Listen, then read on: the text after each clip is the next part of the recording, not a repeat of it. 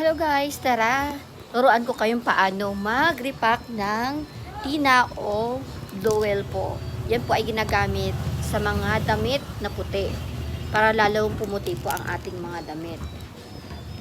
At ito ang mga step by step na ginagawa ko para makarepack ka ng tina, tina, chlorine, sosa, tawas.